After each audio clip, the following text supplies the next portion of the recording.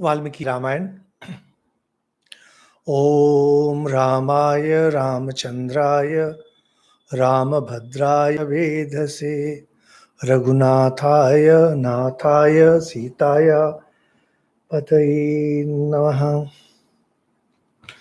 अरण्यकांड में हम लोग 39 अध्याय कर चुके हैं और हम लोग 40वां अध्याय करेंगे आज।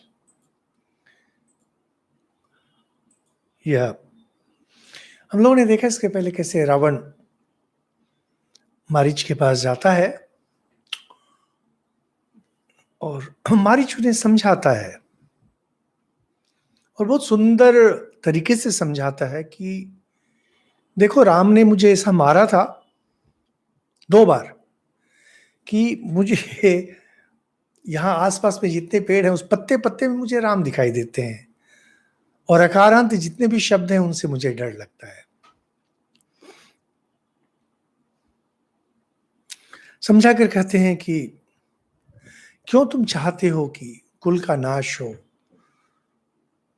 पूरे राक्षस जाति का नाश हो। यहां पर हमने समाप्त किया था, यह अध्याय यहीं समाप्त होता है और शुरू होता है 40वां सर्ग। इसमें रावण मारीच को डांटते हैं, फटकारते हैं। मारीचस्य तु तद वाक्यम क्षमम युक्तम च रावण उक्तो न प्रति जग्राह मर्तु काम इवौषधम।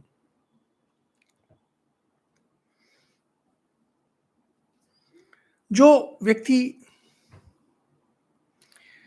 मरने की इच्छा वाला है, माने रोगी रोगी जिसने ठीक कर लिया कि मुझे मरना है,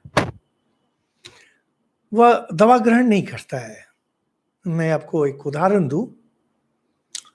हमारे एक स्वामी जी थे, बहुत ही पंडित, संस्कृत, अंग्रेजी, हिंदी 3-4 भाषाओं के दिग्गज पंडित थे और बहुत अच्छे वक्ता भी थे। संयोग की बात है, उन्हें सर के अंदर जो मस्तिष्क है वहां पर ट्यूमर्स होने शुरू हो गए, घाव। तो होता है, ब्रेन ट्यूमर्स होते हैं। डॉक्टर ने कहा कि इसे हम लोग शल्य क्रिया के माध्यम से हटा देते हैं। बंबई गए, शल्य क्रिया की गई, ठीक हो गए। कठिन ऑपरेशन था। उसके कुछ दिन बाद फिर देखते हैं कि उन्हें दर्द हो रहा है, तो जाकर के देखते हैं कि जो ट्यूमर हटाया गया था वहां पर छोटे छोटे छोटे छोटे सैकड़ों ट्यूमर हो गए हैं। तो डॉक्टर लोग भी परेशान हो गए। उन्होंने कहा कि तो फिर से करना पड़ेगा ऑपरेशन। तो ये समझ गए कि नहीं, अब हम बच नहीं सकते हैं। ऐसे ही एक बार ऑपरेशन किया गया है सर में, फिर दूसरी बार उन्होंने तुरंत सारी चिकित्सा बंद करवा ली अपनी। बनारस में हम लोग का बहुत प्रसिद्ध सेवाश्रम है, वाराणसी काशी सेवाश्रम, रामकृष्ण मिशन का। बस वहीं चले गए, सब दवा दारू बंद कर दिया उन्होंने। वो थोड़ी दवा जिससे कि कष्ट का अनुभव थोड़ा कम हो। भयंकर सरदर्द होता था। ठाकुर का नाम लेते लेते अपना देह त्याग दिए। वाल्मीकि जी यही कहते हैं कि वैसे इस घटना के बारे में जब भी मैं सोचता हूं और सोचता हूं कि लोग बाग इस बात को मान लें कि अब मेरा तो अंत समय आ गया और अपनी चिकित्सा अगर बंद करवा लें, घर वालों का भी कष्ट कम हो जाएगा, समाज का भी कष्ट कम हो जाएगा और हेल्थ केयर सिस्टम जो है इस पर भी दबाव कम हो जाएगा। आप लोग इससे सहमत नहीं होंगे, यह दूसरी बात है, लेकिन सच्चाई है। अंतिम समय समझ गए कि मेरा आ गया समय, जब समझ गए कि मुझे अब समाज को नया कुछ नहीं देना है, अब समाज को मैं केवल सोख सकता हूं। पैरासाइट्स बन जाते हैं ना, चूस रहे होते हैं, खखोर के खा रहे होते हैं। एक उम्र के बाद जैसे आप 60 पार कर गए, जैसे ही 60 पार कर गए, अब समाज को आप बहुत कम दे सकते हैं, धीरे धीरे धीरे कमना शुरू हो जाता है। कुछ लोग होते हैं जो राजनीति में हैं, सन्यासी हैं, कुछ कुछ लोग, इनको छोड़ करके बाकी बस यूं ही उपस्थिति का एहसास। 80 के बाद जो लोग हैं, केवल उपस्थिति का एहसास है, उनको तो नया कुछ देना है नहीं समाज को, घर वालों को भी नया कुछ नहीं देना है, और केवल दवा में जो है खर्च बढ़ता जाता है। अब जो लोग पेंशन पाते हैं, उनके माध्यम से घर वालों को कुछ लाभ हो जाता है, लेकिन इसके अलावा कुछ नहीं। खैर, वो अलग प्रसंग है। यहां पर कहते हैं कि रावण को बात बिल्कुल नहीं जची, बिल्कुल पसंद नहीं आई बात। जैसे मरने वाले को दवा पसंद नहीं। तंग पत्य हित वक्तारम मारिचम रक्षसाधिप अब्रवीत परुषम वाक्यम युक्तम काल चोदित। काल से प्रेरित होकर रावण काल के गाल में घुसने वाला है, मृत्यु के मुंह में जाने वाला है। इसीलिए पथ्य हित वक्तारम, ऐसे शब्द जो पथ्य के समान थे, जो उसके हित के लिए थे। कहते हैं बातें यथार्थ थी, बिल्कुल सही, और हित, असल में क्या है, यथार्थ बातें ही हितकर होती हैं।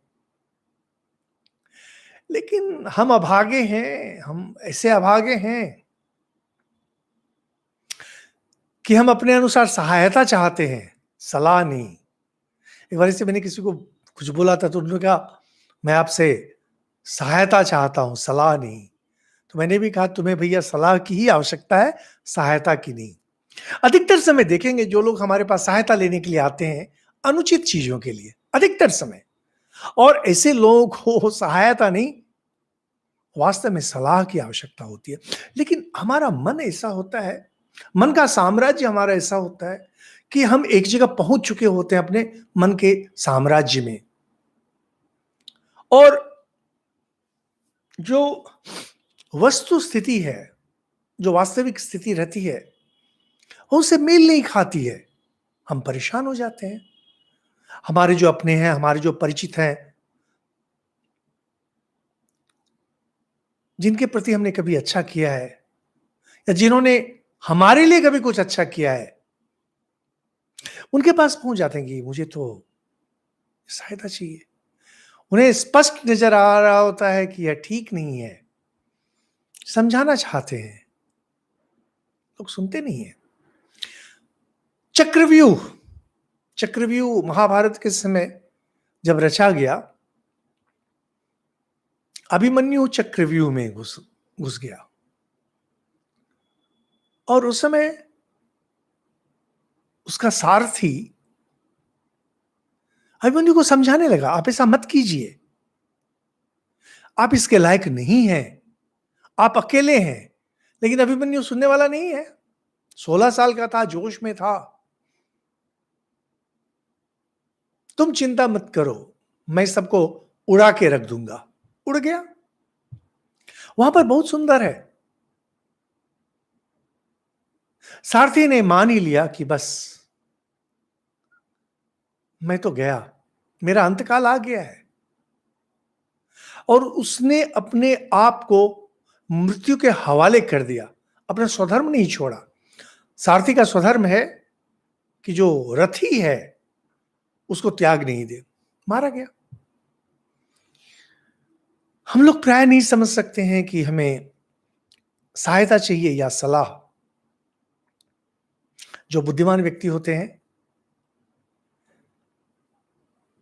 जिन्हें सच में बुद्धि रहती है, उन्हें जब सलाह दी जाती है, जिस चीज के प्रति उनकी इच्छा है, जिस चीज के प्रति उनकी कामना है, उसके विपरीत वे संभल जाते हैं। जो मूर्ख होते हैं, और हम में से अधिकतर मूर्ख ही होते हैं, ये रुकते नहीं है, क्योंकि हम सभी काल प्रेरित होते हैं।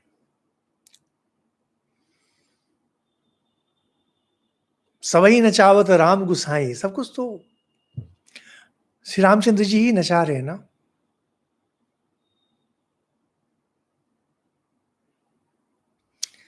भगवान ही करते हैं, क्यों करते हैं पता नहीं। किसी को राजा बनाते हैं रंक से, किसी को रंक बनाते हैं राजा से, समझ में नहीं आता क्यों करते हैं। श्री रामकृष्ण देव कहते हैं, यह संसार एक अस्पताल के समान है। यहां पर जब घुसे, जब तक आप पूर्ण रूप से ठीक नहीं हो जाते हैं, ईश्वर ही चिकित्सक है, तब तक ही है। कभी हम मार खाते हैं, कभी किसी को मारते हैं। इसी माध्यम से बढ़ते बढ़ते बढ़ते एक समय आता है जब हमारे अंदर, तुलसीदास जी बहुत सुंदर बोले हैं, अब लो नसानी अब ना नसे हो। हे प्रभु, अब तक आपने बहुत नचाया मुझे, अब छोड़ दीजिए, मुझे नहीं नाचना है। अब लो नसानी अब ना नसे हो, बहुत नचाया आपने, अब नहीं नाचना है। नचा रहे नचा रहे नचा रहे।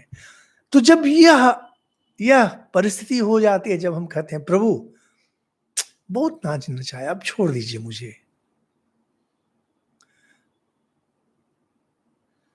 तब यह जो काल प्रेरित है, ये जो प्रकृति के माध्यम से प्रेरित, जहां पर हम लोग संसार की ओर बढ़ना चाहते हैं,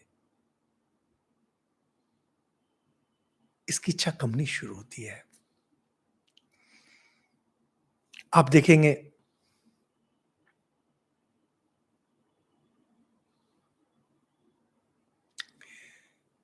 शायद ही कभी कोई व्यक्ति आपके पास आता है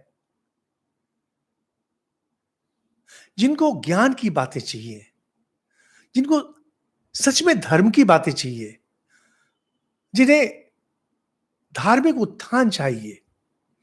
देखिए, हम लोग तो सन्यासी हैं, हम लोग समाज का कितना कम समझते हैं, बहुत ही कम समझते हैं।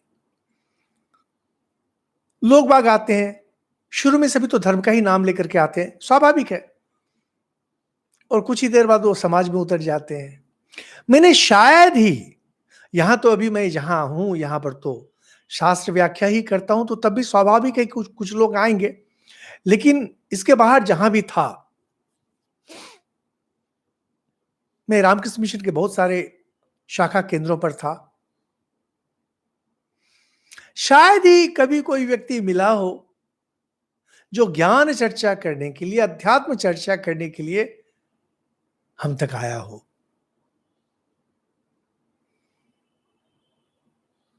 आपको लगेगा कि महाशय आप निकम्मे हैं इसलिए कोई नहीं आता है, सही बात है। दूसरों के पास भी हमने कभी नहीं सुना कि कोई आता है ऐसा। आप लोग समाज में, तो फिर आपके पास जो लोग जाते हैं सहायता के लिए, किस चीज के लिए जाएंगे, किस चीज की सहायता के लिए?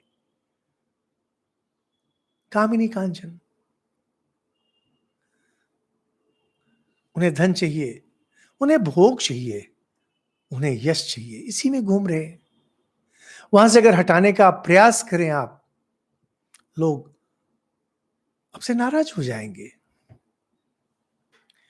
रावण नाराज हो गया, स्वाभाविक था, राजा है।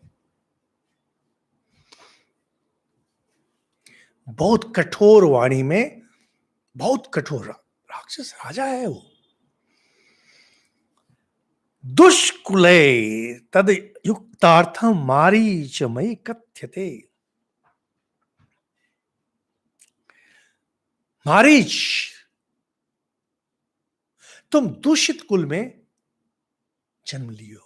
देखिए क्या आश्चर्यजनक चीज है, हम लोग जिस पर नाराज होते हैं, सबसे पहले हम लोग के दिमाग में यही बात आती है, उसके मां पिताजी के बारे में, उसके कुल के बारे में। आप लोग विचार करके देखेंगे, तुरंत जरा सा हमारा क्रोध जरा सा बढ़ा, हम लोग तुरंत उसके मां बाप पर उतर जाते हैं, और लोग कहते हैं कि मेरे बाप पर मत जाओ, मेरे बाप पर मत जाओ। अरे बाप पर क्या, पूरा वंश पर ही उतर जाते हैं। उतर के उसके कुल पर, कि तुम दूषित कुल में जन्म लिए हो।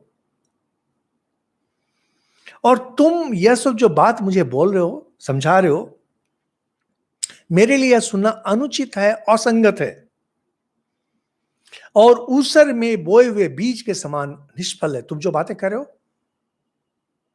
इसका कोई असर मुझ पर नहीं पड़ने वाला है। रावण राजा है।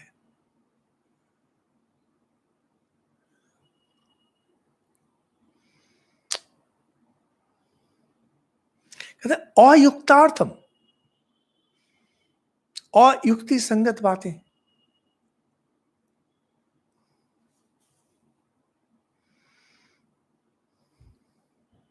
क्यों? यह राम, रावण राम के बारे में बोल रहे हैं। मूर्खस्य पापशीलस्य मनुष्यस्य विशेषतः। राम के बारे में रावण के क्या विचार है? असल में राम के बारे में जानते नहीं है रावण अभी। तो कह रहे कि ये जो राम है मूर्ख है, पापशील है, पाप कर्म किया है इसने, और मनुष्य है। राक्षस लोग अपने को मनुष्य से ऊपर मानते थे। पैसा वाले हैं ना, जो पैसे वाले होते हैं वो कम पैसे वाले को ऐसे ही समझते हैं। तो राक्षस लोगों के पास धन बहुत था, और लंकेश है, बहुत धन है। तो ऐसे व्यक्ति के स्त्री का मैं अगर अपहरण करता हूं, तो मुझे इसमें अनुचित तो कुछ भी नहीं नजर आता, इसलिए मैं इससे विचलित तो होने वाला नहीं हूं। क्यों? रावण क्यों ऐसे बोल रहे हैं राम के बारे में? कि एक स्त्री ने मूर्खतापूर्ण बात कही, यानी कही, उसको सुन के राज मित्र माता पिता सबको छोड़ के जंगल में चला आया है। पहला, युद्ध में उसने खर का वध किया, इसलिए पापी है। मूर्ख है क्योंकि उसने ऐसा किया, अयोध्या छोड़ा। पापी है क्योंकि उसने खर को मारा।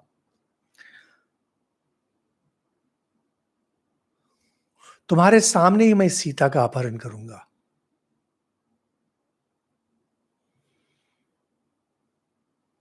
और इस विचार को कोई बदल नहीं सकता। मारीच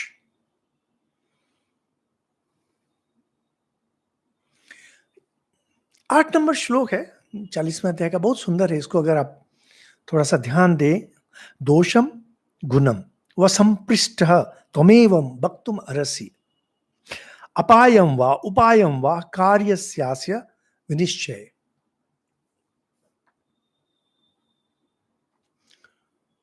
जो आपसे श्रेष्ठ व्यक्ति है, कोई भी ऑफिस में आपके बॉस हैं, आपके ऊपर हैं, वे ऑफिसर हैं, क्षमतावान हैं, उनसे बात करने के समय आप लोगों ने सुना होगा, बहुत सुंदर एक बात है। कहते हैं तुम्हें बात करने की तमीज नहीं, तुम्हें बात करना नहीं आता है। या जो बात करने की तमीज, किससे, किस समय, कैसे बातें की जानी चाहिए, वाल्मीकि जी यहां पर बतलाते हैं। दोषम गुणम व संपृष्ट त्वमेव वक्तुम अर्हसि, अपायम व उपायम व कार्यस्यास्य विनिश्चय। कोई काम, आपके जो सुपीरियर हैं, आपके ऊपर जो हैं, या क्षमतावान व्यक्ति बॉस, ये अगर आपसे पूछते हैं कि इसमें गुण क्या है, इसमें दोष क्या है, इसकी सिद्धि में कौन सा विघ्न है, इसकी सिद्धि का क्या उपाय है, तब तुम्हारी बातें ठीक थी। मैंने तो तुमसे ये सब नहीं पूछा, मैं राजा हूं, मैंने तुम्हें सीधे बोला सहायता करो। अगर मैं तुमसे पूछा होता दोष क्या है, गुण क्या है, विघ्न क्या है, सिद्धि उपाय क्या है, आप लोग जो युद्ध कला के बारे में कुछ जानते हैं, मिलिट्री के बारे में कुछ जानते हैं, आपको पता होगा कि मिलिट्री में ऑफिसर लोग जो कुछ भी कहते हैं वह आदेश होता है। भारत के राष्ट्रपति के यहां से जो भी आदेश निकलता है, बोलेंगे president of India is pleased to dismiss your service. Pleased करके भी उनका वह आदेश होता है।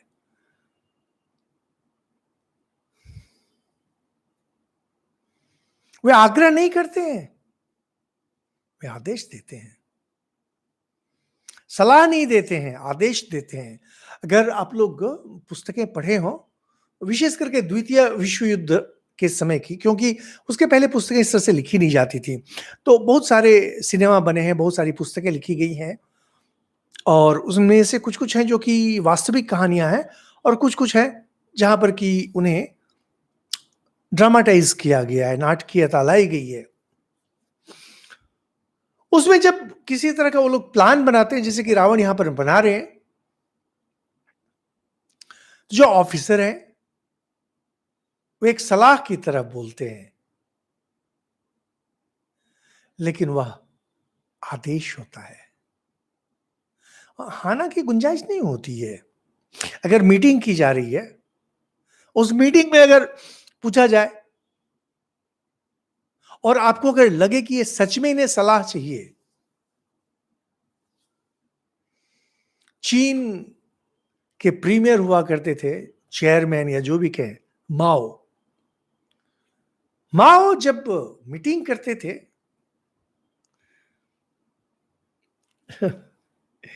माओ की जीवनी बहुत इंटरेस्टिंग है। एक समय मैंने बहुत चाव से पढ़ी थी। मीटिंग करें, सलाह मांगते हैं, और जिसने सलाह दी उसे तो फायरिंग स्क्वाड में जाना है। सलाह दिए कि मरे, जबकि सलाह के लिए ही बुलाया गया। जब उनका वह खतरनाक कम्युनिस्ट जो वो एकदम तानाशाही कुछ साल तक चली, तो उन्हें लगा कि बहुत ज्यादती हो रही है, तो उन्होंने ऐलान कर दिया पूरे चीन में, ठीक है, हम लोग जो चाहते थे कानून, एक सुशृंखल देश हो, सब हो गया, अब आप लोग हमारे सरकार की निंदा कर सकते हैं, आलोचना कर सकते हैं, जो गलती हुई है, जो खामियां हुई हैं, उसे आप उंगली दिखा सकते हैं। तो लोग तो विश्वास ही नहीं कर रहे थे, डरे हुए थे। तो 15 साल 20 साल से इस तरह से चल रहा था। उसके बाद धीरे धीरे साहस हुआ। तो एक व्यक्ति कुछ बोला, फिर दो व्यक्ति कुछ बोला, फिर बहुत सारे लोग बोलना शुरू किए। तो माओ को लगा था कि इतने सारे लोग नहीं बोलेंगे, बोले दो चार कुछ बोलेंगे, ठीक है। भड़ास निकल गई। जब देखा बहुत लोग बोल रहे हैं, तो तुरंत एक दो व्यक्ति को लगा करके सबके नाम निकाले और सबको तुरंत आजीवन कारावास में भेज दिया, कुछ को गोली से उड़वा दिया। मालिक लोग सलाह नहीं चाहते हैं, क्षमतावान जो होते हैं। अगर मीटिंग में आपसे भी अगर पूछा जा रहा है,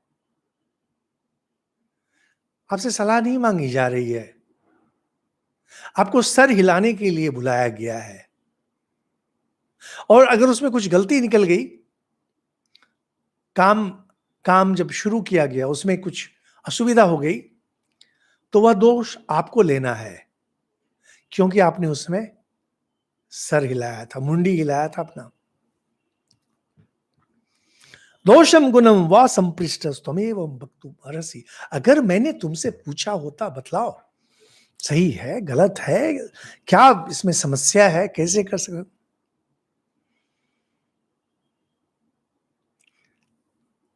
राजा रावण सावधान कर रहे हैं, संपृष्टेन तो वक्तव्यम सचिवेन विपश्चिता।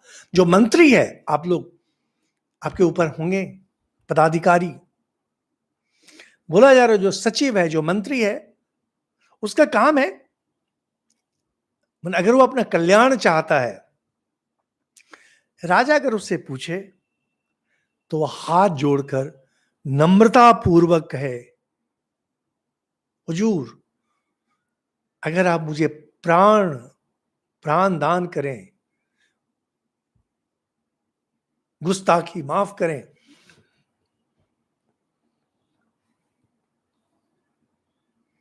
इस तरह से बात करनी चाहिए। वाक्यम अप्रतिकूलम तो मृदु पूर्वम शुभम हितम। राजा के सामने ऐसी बात बोलनी चाहिए जो अनुकूल हो, मधुर हो, उत्तम हो, हितकर हो और आदर से युक्त हो, सम्मान। सावमर्दम तु यद वाक्यम अथवा हितम उच्यते नाभिनंदे तदा राजा मानार्थी मानवर्जितम। मानार्थी मानवर्जितम, मानार्थी, राजा मानार्थी होता है। राजा अपने सम्मान का भूखा होता है।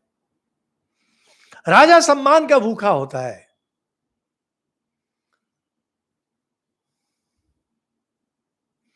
ओ,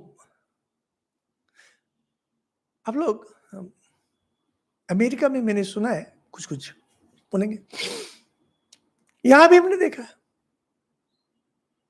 आप मुझे सम्मान नहीं करते हैं, मुझे सम्मान चाहिए, सम्मान सम्मान। कितना सम्मान लोगे? लेकिन राजा अग्नि के समान है। अग्नि में जितनी ईंधन दे दें, आग की भूख मिटती नहीं।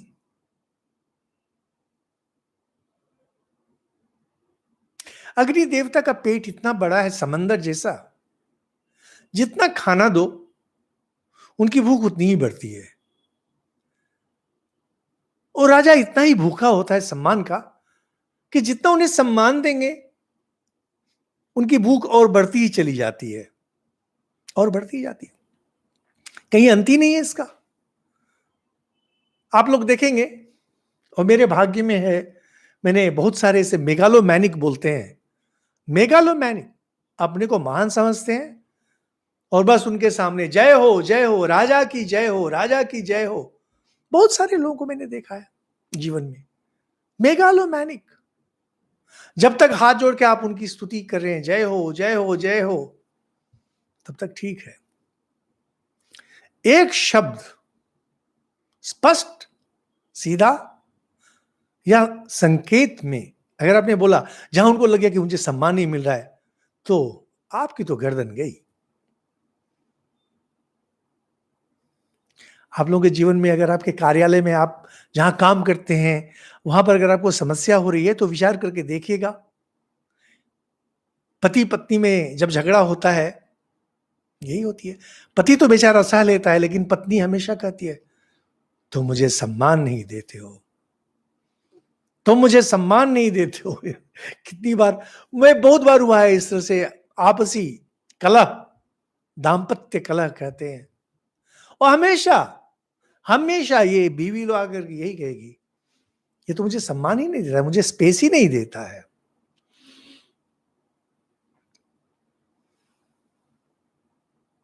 कहते कि राजा की बात, उसका अगर आप खंडन करते हैं, आक्षेपपूर्ण भाषा, उसमें अगर हितकर वचन भी कहेंगे, कभी अभिनंदन नहीं होता है। वह राजा कुपित हो जाएगा। महाभारत में कहते हैं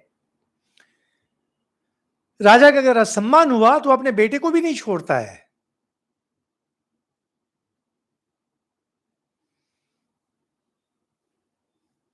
राजा राज्य छोड़ देगा, राज्य छोड़ देगा, सम्मान नहीं।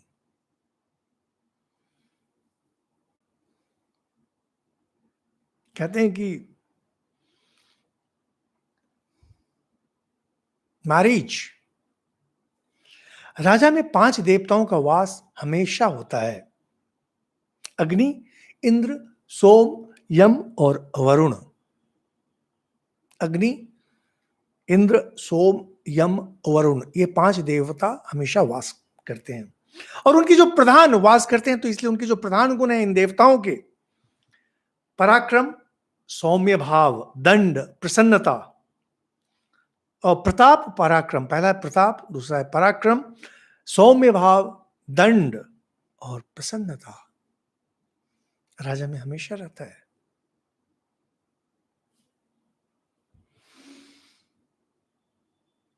मारीच,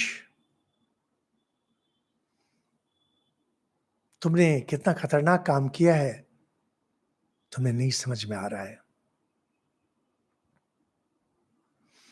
और मैं तुम्हारा अभ्यागत अतिथि हूं, तुम्हारे घर पे आया हूं, और तब भी तुम इस तरह से बातें मुझसे कर रहे हो। अतिथि के साथ कभी बुरे से बात नहीं करनी चाहिए। अभी भी भारत में आपको ऐसे इलाके मिल जाएंगे कि व्यक्ति अगर आपका दुश्मन है, उसके यहां भी अगर आप अतिथि बन के जाते हैं, वो आपको सम्मान करेगा। अतिथि बन के भारत में अभी भी है, शत्रु भी अगर अतिथि बन के आता है तो उसे सम्मान करना पड़ता है। कहते हैं ना, अतिथि देवो भव, मातृदेवो भव, पितृदेवो भव, अतिथि देवो भव। मां पिताजी जिस तरह से ईश्वर के रूप हैं, अतिथि भी वैसे ही ईश्वर का रूप है। कहते हैं मैं तुम्हारे यहां अतिथि बन के आया हूं, और तब भी तुम इस तरह से बात कर रहे हो। उचित अनुचित मैं तुमसे नहीं पूछ रहा,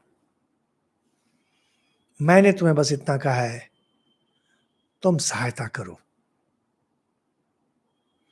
और सुनो जो मैं कह रहा हूं।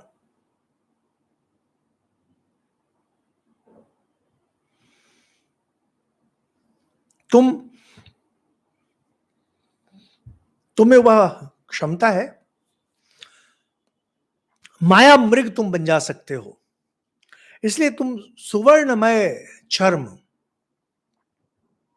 यह जो मृग बनेगा, हरिण बनेगा, इसका चर्म, इसकी चमड़ी सोने के रंग, सुनहली होगी, और सारे अंग में चांदी की सी सफेद बूंदें, सुनहला चांद। आप लोगों ने कभी कभी फोटो देखा हुआ इस तरह से, हरिण, सीता जी देख रही हैं उस हरिण को, और एक बार तुमको जाना है, केवल कुछ नहीं करना है। जहां पर ये लोग रह रहे हैं उसके आश्रम के सामने चले जाओ, और थोड़ा सा उनके मन को लुभा लो, हो गया, और कुछ नहीं है। सीता जैसे इसे देखेगी, पाना चाहेगी, और जैसे तुम दूर जाओगे, वहां से तुम आवाज करना, हा सीते, हा लक्ष्मण। उसमें तक अब रावण को भी नहीं पता ना कि लक्ष्मण पीछे है, माने जो उनको लग रहा है कि इस तरह से एक बनाते हैं, एक इस तरह से एक मास्टर प्लान।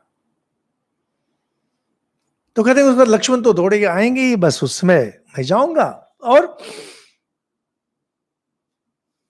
हरण कर लूंगा मैं। तुम अगर मेरी बात मान लेते हो, तुम्हें मैं अपना आधा राज्य दे दूंगा, क्योंकि रावण निश्चित है कि मारीच भाग जा सकेगा वहां से। ऐसा हुआ नहीं।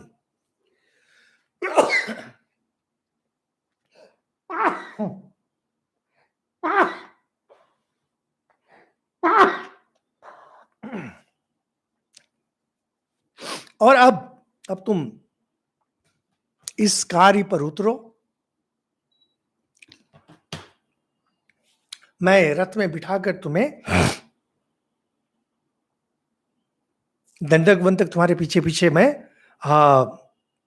तुम चलो और मैं तुम्हारे पीछे पीछे मैं चलता हूं, मैं देखता हूं कि तुम चल रहे हो कि नहीं।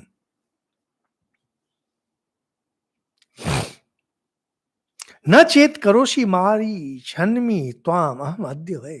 और अगर मेरी बात तुम नहीं सुनते हो, यही अब भी तुमको मैं समाप्त करता हूं, अब भी।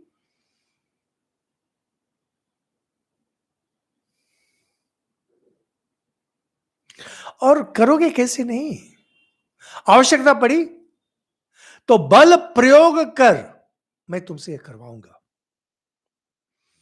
राज्यो भी प्रतिकूलस्तो न जातु सुख मेधति। राजा की इच्छा के विपरीत करके कभी कोई व्यक्ति सुखी नहीं रह सकता। मारीच, मैं तुम्हें सावधान कर रहा हूं। राम के सामने अगर जाओगे, हो सकता है कि तुम्हारे प्राण जाने का संदेह हो। प्राण संशय होने की संभावना है, लेकिन अगर तुम नहीं सुनते हो, अभी तुम मरोगे। यह समस्या होती है। रावण के हाथ में जिसको मरना है, अगर राम के सामने जाता है, हो सकता है कि बच भी जाए।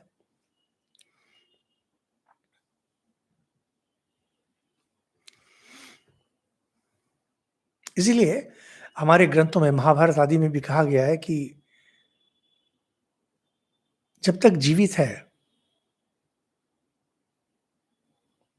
अपने प्राण को बचाने का हर संभव प्रयास करना चाहिए, क्योंकि जब तक शरीर है, इसी से धर्म, अर्थ, काम, मोक्ष इसकी साधना हो सकती है। तभी तक, जब तक साधना कर रहे हैं, अगर साधना नहीं कर रहे हैं, बस अन्न जल यह ग्रहण करना ही आपका एकमात्र कर्तव्य अगर बन जाता है और कर्म बन जाता है, उनके लिए बातें नहीं है।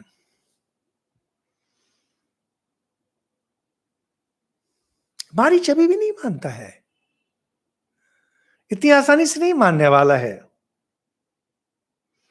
समझ गया मुझे तो मरना है, इधर मरे उधर मरे। कहते हैं निशंक होकर उसने कहा, निशंक। केनम उपदिष्टस्ते विनाशा पाप कर्मणा। इस पाप कर्म के लिए किसने तुम्हें सलाह दी है? और ये विनाश का मार्ग तुम्हें बतला दिया है। कौन पापाचारी है जो तुम्हें सुखी देखकर खुश नहीं हो रहा है? कहते हैं व्हाइट एलिफेंट, कहते हैं अगर कोई है जो, जिसे आप पसंद नहीं करते हैं, उसका विनाश चाहते हैं, तो उसे एक सफेद हाथी भेंट में दे दीजिए। अब सफेद हाथी केवल राजा ही चढ़ते थे और देवता की तरह उसे देखा जाता था। अब सफेद हाथी को तो आपको रखना पड़ेगा, काम उससे आप कुछ नहीं ले सकते हैं, ना कोई काम ले सकेंगे, ना उस पर सवारी कर सकेंगे, क्योंकि राजा ही उस पर सवारी करेगा। खिलाते रहिए, खिलाते रहिए उसको। तो जिस व्यक्ति का आप सुख नहीं चाहते हैं, उसे ऐसी कोई सलाह दीजिए जिससे कि वो विनाश के पथ पर चला जाए।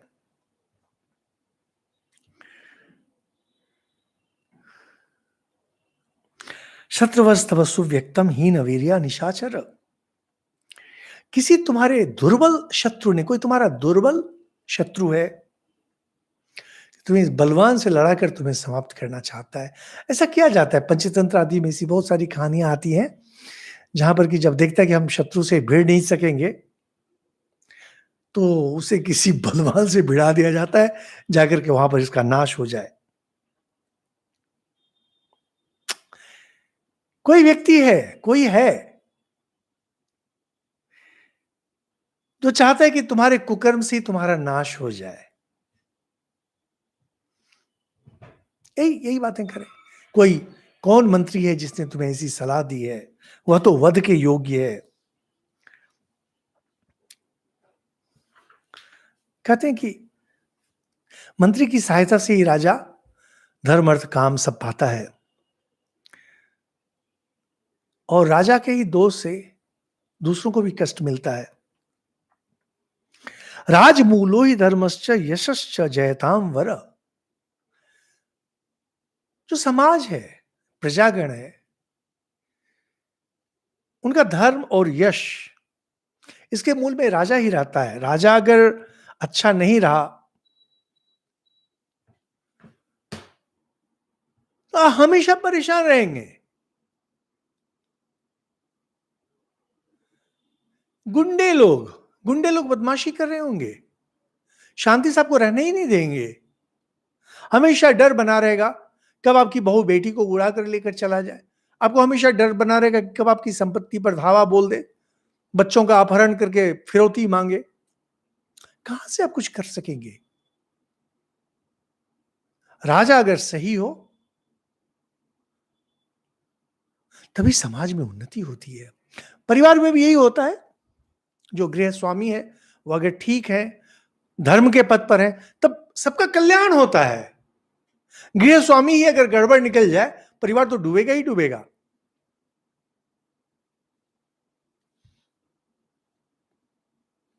हम लोग जब बच्चे थे, कोई बच्चा अगर बदमाशी करता था तो पहले पूछते थे किसका लड़का है, उससे समझेंगे कि ओ अच्छा अच्छा अच्छा इसका बाप हुआ है, तब तो ऐसा ही होगा।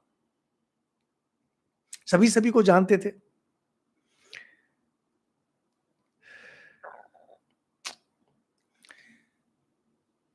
हे रावण,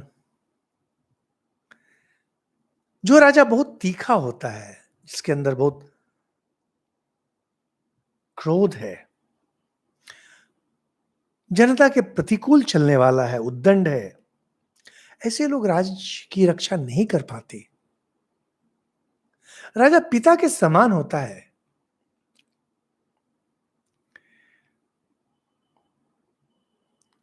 अगर मंत्री अच्छे नहीं हो, या राजधर्म, ये बहुत बहुत महत्वपूर्ण राजधर्म है,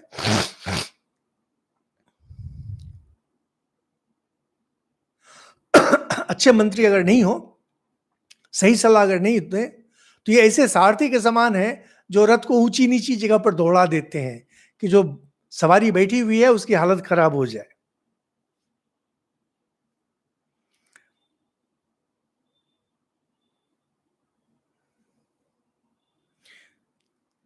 मारिच समझा रहे हैं कि देखो, समाज में बहुत सारे अच्छे लोग हैं, बहुत सारे अच्छे लोग हैं जो दूसरों के अपराध के कारण मारे गए। गेहूं के साथ घुन भी पिसता है।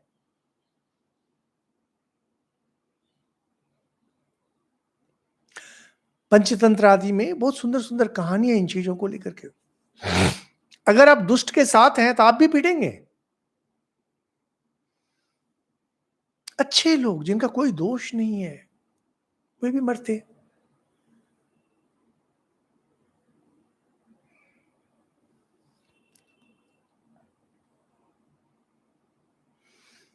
इसी तरह की बातें मारीच कहे जा रहे हैं कि जो अजितेंद्रिय राजा है, कैसे उसकी प्रजा नष्ट हो जाती है, प्रजा छोड़कर भाग जाती है।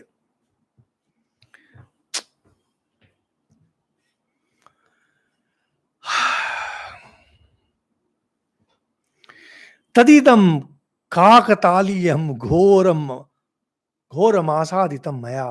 काकतालीय न्याय के समान यह हठात विपत्ति मेरे सर पर आ गई है तुम्हारे कारण। काकताली होता है, इसको संस्कृत में एक शब्द है न्याय, समान समान। तो इसमें एक है काकतालीय, बंगला में बहुत प्रचलित शब्द है काकतालीय। ताल का जो फल होता है, इसे तोड़ना कठिन होता है।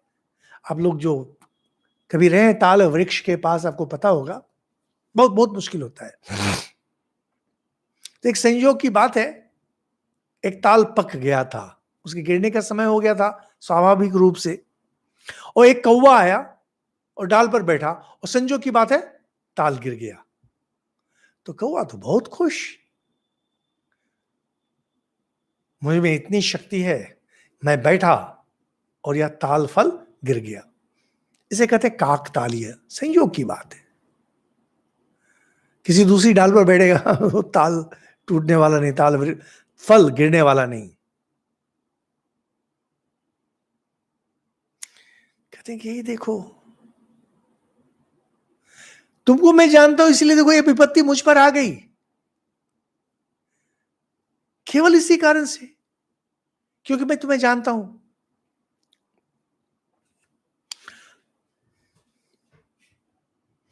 और सही बात तो यह है, तुम शोक करने लायक हो, तुम्हारे लिए दुख मुझे करना चाहिए क्योंकि तुम मरने वाले हो,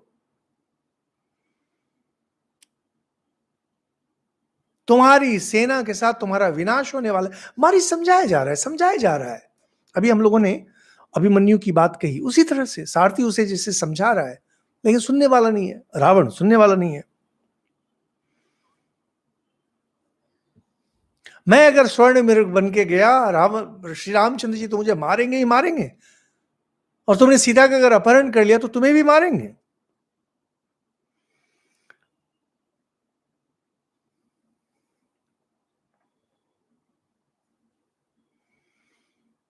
और अगर मैं रामचंद्र जी के हाथ मारा गया तो मैं कृतकृत्य होऊंगा, क्योंकि कम से कम शत्रु के हाथ में मारा गया। तुम्हारे हाथ अगर मैं मरूंगा तो मुझे पाप ही पाप लगेगा। मृत्यु, हिंदू धर्म में मृत्यु है, इससे भी ये लोग चाहते हैं कि मृत्यु मेरी सम्मानित मृत्यु हो और सम्मान की मृत्यु नहीं हो।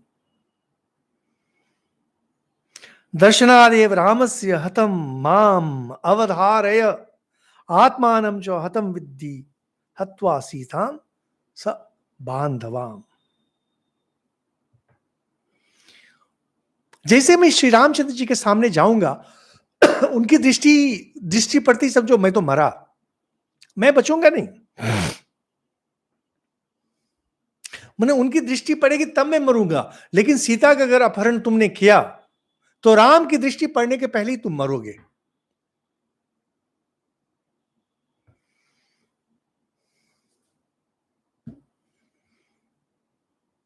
मेरे साथ अगर तुम चलते हो और अगर तुम सीता का अपहरण कर लेते हो, न तुम जीवित बचोगे न मैं, यानी मुझे तब मरना है। अगर मैंने देखिए मारीच की अवस्था, नहीं जाता है रावण उसे मारेगा, स्वर्ण मृग बन के जाता है, राम के हाथों मारा जाएगा, और अगर बच गया वहां, रामचंद्र उसे खोज के निकाल के मारेंगे। मैंने उस हर तरफ से वह फंसा, हर तरफ से उसके बचने की कोई आशा ही नहीं रह गई। तीन संभावना है उसके सामने, तीनों में उसके सामने मृत्यु है। कोई, जैसे कि रावण ने उसे कहा कि वहां जाओ तो बच भी जा सकते हो, तो मारीच यही समझा रहे कि वहां से मैं बच जा सकता हूं, लेकिन अगर सीता का अपहरण हुआ तो मैं बचूंगा नहीं, बच ही नहीं सकता हूं।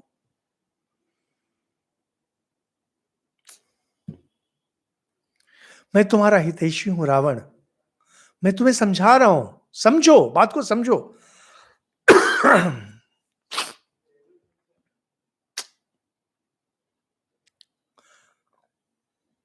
कहते हैं ना, विनाश काले विपरीत बुद्धि। जो मरणासन्न पुरुष है, जो मरने वाला है, उसे सूरतों की कही भी बातें अच्छी नहीं लगती।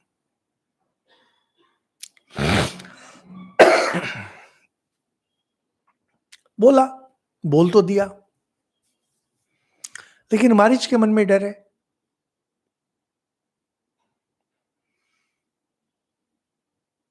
एक तरफ राम के हाथों मरेगा और दूसरी तरफ रावण के हाथों, जो एक लांछित मृत्यु है, लांछित।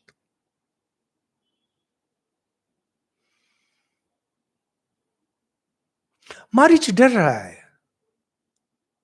इतना कुछ बोले जा रहा है और डर के मारे ही बोल रहा है। रावण के सामने डरना स्वाभाविक है।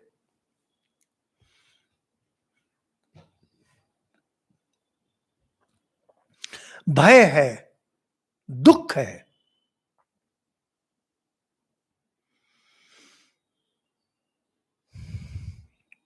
सब कुछ मारीच बोलता है, ठीक है चलो चलते हैं, समझ गया मुझे तो मरना है, अब तो कुछ कर ही नहीं सकते हैं, अब मरना ही है तो अब क्या करेंगे।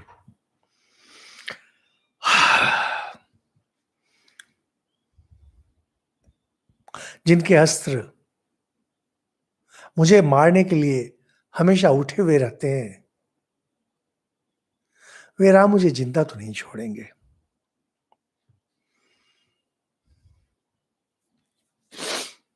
रामचंद्र के सामने कोई पराक्रम दिखाकर जीवित नहीं बच सकता। मारीच ने देखा है ना, सामने से देखा है। किं नु कर्तुम मया शक्यम एवं त्वयि दुरात्मनि एष गच्छाम्यहं तात स्वस्ति तेस्तु निशाचर। तुम दुष्टता पर उतारू हो गए हो ये रावण, केवल दुष्ट नहीं हो, दुष्टता पर अभी उतारू हो। मैं कुछ नहीं कर सकता हूं, चलो चलता हूं। तुम्हारा कल्याण हो हे रावण, तुम्हारा कल्याण हो।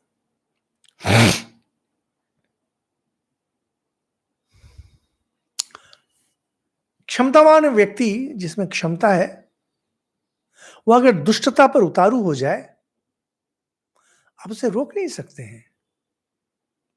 अब उसके साथ चलना है और आपको मरना है। साधारणतः हम लोग जिस समाज में रहते हैं, साधारणतः अब उतनी बुरी स्थिति नहीं है, लेकिन कुछ-कुछ है जैसे कि देखेंगे आप लोग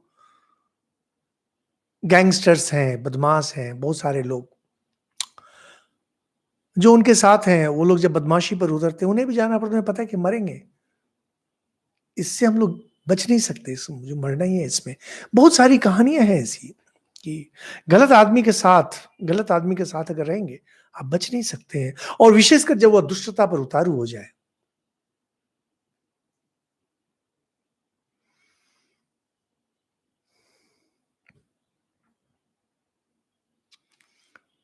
तो सुनकर रावण तो खुश हो गया। ये डर से ही मारीच राजी तो हुआ, खुश हो गया। मारीच, तुम वीर पुरुष हो। कोई अगर आपकी प्रशंसा करे तो समझ जाइए, जरूर आपसे कुछ नाजायज फायदा उठा रहा है। अगर तारीफ के पुल बांध रहे हैं ना कोई, समझ जाइए कुछ तो गड़बड़ी है। रावण बोल रहा है कि मारीच, तुम वीर पुरुष हो, वीर। इदानीमसि मारीच पूर्वमन्यो ही राक्षस, पहले किसी राक्षस के वश में तुम आ गए थे। कोई भूत सवार हो गया था, जिस अर्थ में हम लोग बोलते हैं ना, भूत सवार हो गया था। ठाकुर बहुत सुंदर कहानी कहते हैं। एक गांव में हारू नाम का बहुत अच्छा लड़का था और उसके बाद वह पता नहीं कैसा हो गया, दुखी रहने लगा, न हंसता था न बोलता था। अब किसी को यह पता नहीं था कि हारू पर एक प्रेतनी का आवेश हो गया। प्रेतनी हिंदी में कहते हैं चुड़ैल। किसी चुड़ैल ने इसे जकड़ लिया, गया सब कुछ, इसका खाना गया, पीना गया, नींद गई, चैन गया। चुड़ैल। रावण कह रहे, अब तुम वीर की तरह बातें कर रहे हो, अब तक तो तुम पर किसी राक्षस का भूत सवार हो गया था। यह देखो मेरा रथ, वही पुष्पक यान, मेरे साथ बैठ जाओ और चलो सीता के मन में लोभ उत्पन्न करो। जैसे ही आश्रम खाली हो जाएगा, मैं उसे उठाकर लेकर चलाऊंगा। इसमें केवल यहां पर चालाकी केवल युद्ध के लिए नहीं है, इसलिए भी है कि पता नहीं चले कि सीता गई कहां। किडनैपर लोग जैसे करते हैं, पता ही नहीं चलने देते हैं कहां गया। और शूर्पणखा ने सावधान कर रखा है युद्ध के बारे में, और उस तरह से जाकर के अपहरण करना रावण को ठीक नहीं लग रहा था। सब मिला करके यह पूरी सब चीज को चुपचाप चुपचाप करना चाह रहा है।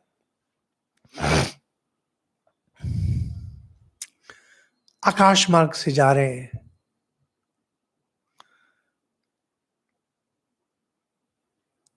नदी देख रहे हैं, राष्ट्र मतलब छोटे छोटे देश, नगर, और श्री रामचंद्र जी का आश्रम पंचवटी।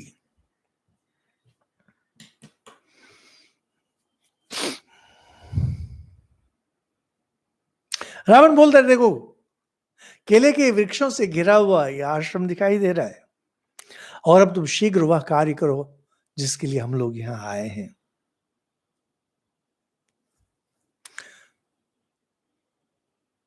और क्या करेगा मारीश, कहते ना, मुसीबत का मारा बेचारा, कोई उपाय नहीं रह गया, सोने का मृग बना, जिसमें श्वेत बिंदु, चांदी चांदी के बिंदु की तरह लग रहे थे, चमक रहे।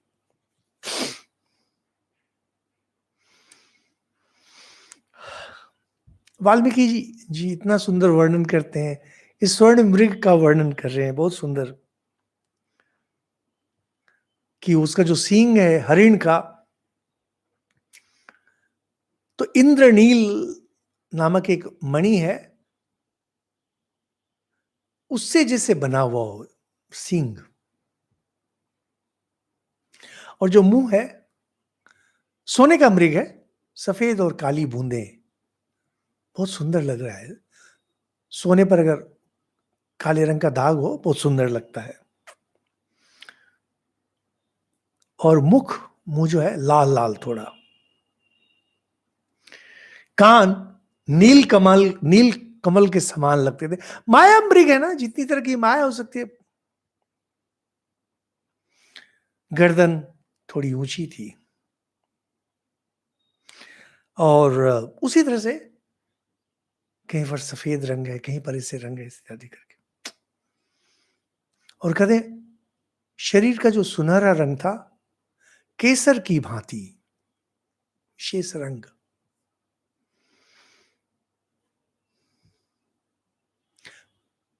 शरीर के जितने भी अंग हैं, कोई इस मणि के समान है, कोई उस मणि के समान है। और देह की कांति, केवल स्वर्ण मृग ऐसा नहीं,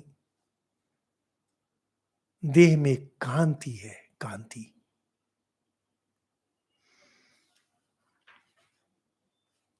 परम शोभाशाली मृग, एक मनोहर रूप। आश्रम के सामने पहुंच गया, कभी पत्तों को खा रहा है, कभी इधर उधर देख रहा है, चकित नेत्रों से, मंद गति से, दौड़ भाग नहीं रहा है, धीरे धीरे धीरे। लुभाना है ना, हम लोग जिसको लुभाना चाहते हैं उनको धीरे धीरे करते हैं। काम की बातें फट से हो जाती हैं। सीता का ध्यान आकर्षण करने के लिए कभी सामने जाता है, कभी पीछे भागता है, कभी डरता है, कभी खेल रहा है, कभी कूद रहा है।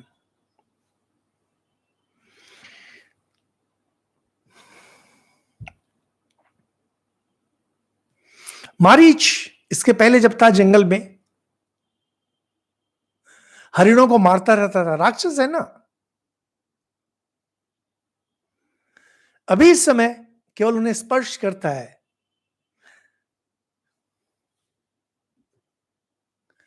लेकिन जो बाकी हरिण है उसके पास जैसे आते हैं उसे सूंघ कर जान बचा के भाग रहे हैं सभी। क्योंकि पशु घ्राण से समझ जाते हैं कि क्या है, सूंघते ही समझ जा रहे हैं कि यह तो हरिण नहीं है, भाग रहे हैं। आते हैं पास में, हरिण को देख के सूंघते हैं, भागते हैं।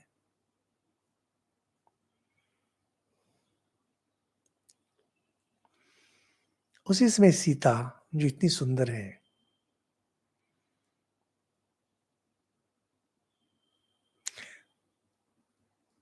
वृक्षों के बीच में से इधर उधर जा रही हैं, घूम रही हैं, और उनकी दृष्टि पड़ती है इस विचित्र मृग पर, जिसके दांत, ओठ, शरीर के रोए सब कुछ सुंदर थे। सीता आश्चर्यचकित हो जाती है। मारीच ने देख लिया कि सीता की दृष्टि पड़ गई है, अब उससे और वो प्रलुब्ध कर रहा है, और प्रलुब्ध कर रहा है। सीता ने वैसा मृग कभी नहीं देखा था, कभी नहीं।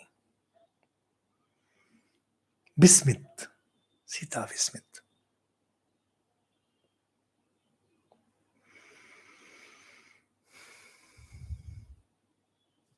यही है, इतना विशाल जो जाल बुना गया, उसकी परिणति अब होने वाली है, जहां पर कि सीता का अपहरण होने वाला है। समय हो गया, आज यहीं पर समाप्त करते हैं हम लोग।